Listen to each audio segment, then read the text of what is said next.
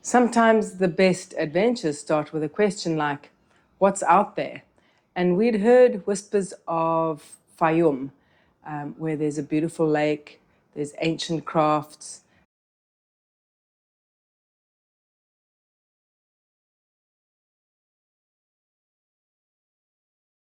Faiyum sits just a few hours southwest of Cairo, but it feels like a different world there. The Nile water reaches out into the desert, feeding small farms and quiet little villages. And there's like a slow rhythm, a way of life that hasn't been swallowed by the rush of the big cities.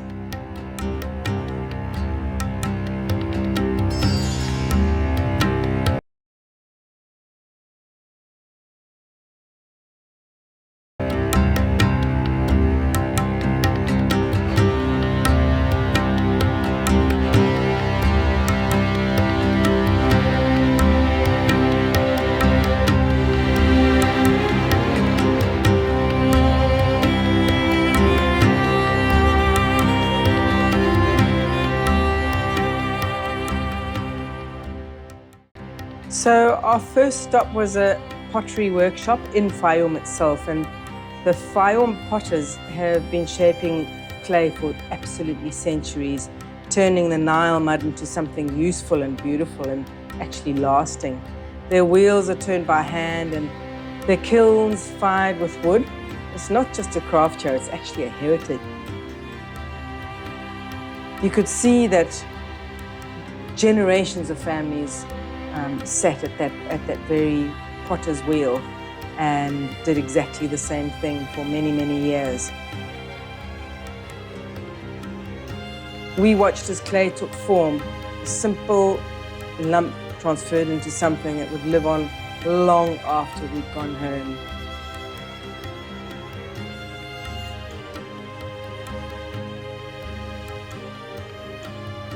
From there, we actually went and had a look at the lake, and it was once a bird watcher's paradise. And we'd imagined a sparkling expanse full of water and full of life, but the reality was harder to take in.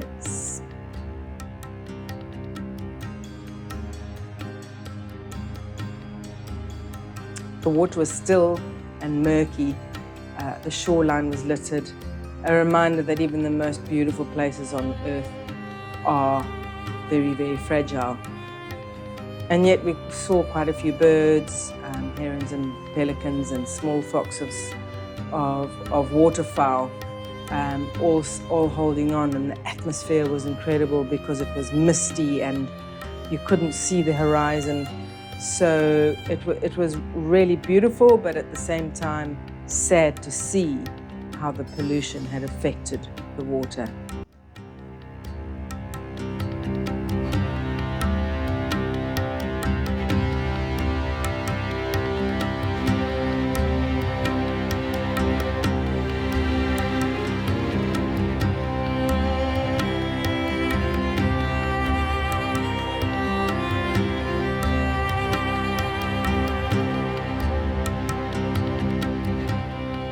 And then, leaving the lake behind, we drove into the open desert in those crazy 4x4 drives that are very famous in Egypt.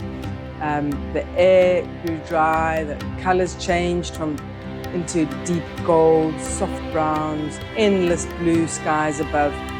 And our destination was something almost unbelievable, actually. It was a place where the desert floods hold the skeleton of ancient whales.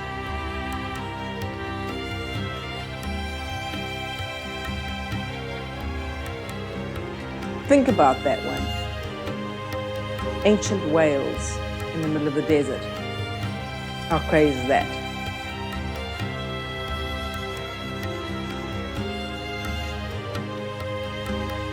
Wadi Al-Hitan is the Valley of the Waves, and it's 40 million years ago. This was a warm, shallow sea. Now it's just sand and silence. But if you look very closely, you can see the remains of creatures that once actually swam here.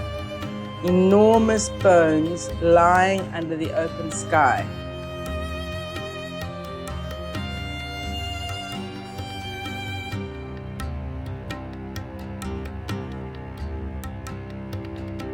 it's really quite humbling to stand where ocean giants once lived, in a place that hasn't seen water for millions of years. Really quite mind-blowing stuff.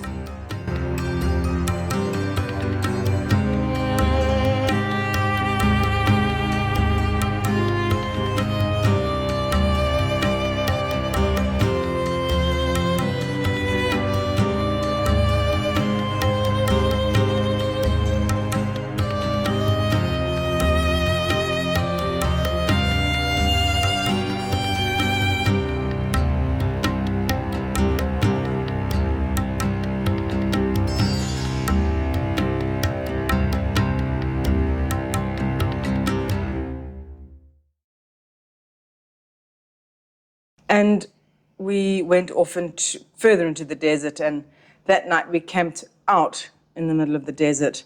Again, as the sun dipped behind the dunes, the heat gave way to pretty cold breeze. It was pretty freezing. The stars came out one by one until the whole sky was alive with light.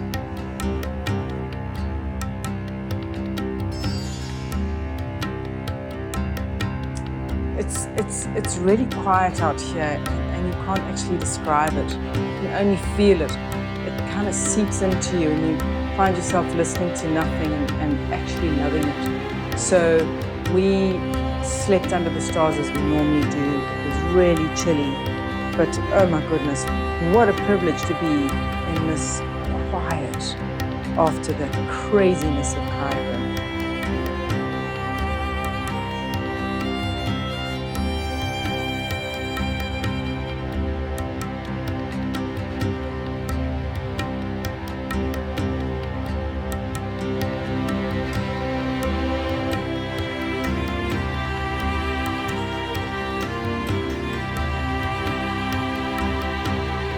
We obviously had to climb up the steep dunes and the next morning to catch the amazing sunrise.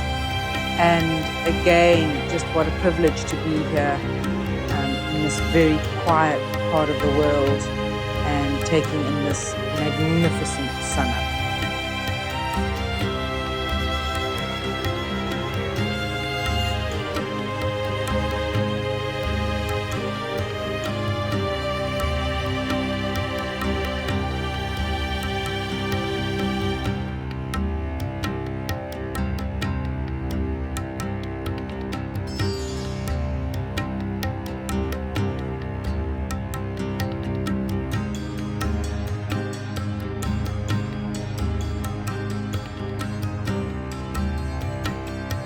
The next morning, we did something quite unexpected, actually. We swam in the middle of the desert in a clear freshwater lake, which appeared out of nowhere like a mirage. And they call it the Magic Lake. And we couldn't believe how freezing cold it was, but absolutely magical.